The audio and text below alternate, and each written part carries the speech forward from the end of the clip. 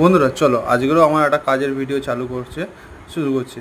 তো এই ভিডিওটা হচ্ছে যেটা আমার একটা টার্মাইটের কাজ করতে গেছিলাম উই পোকা, সেটা হচ্ছে সেন্ট্রাল এভিনিউতে।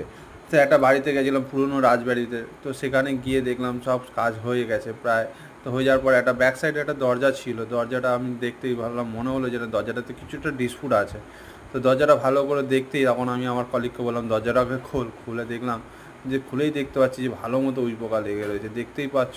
তো সেই মুহূর্তে আমাদের কাছে অয়েল আর কেমিক্যাল ছিল না, তো আমি কেমিক্যাল দিয়ে জল দিয়ে স্প্রে করছিলাম, কেমিক্যাল জল দিয়ে, যাতে অন্তত টার্মাইটটা পোকাটা মরে যায়।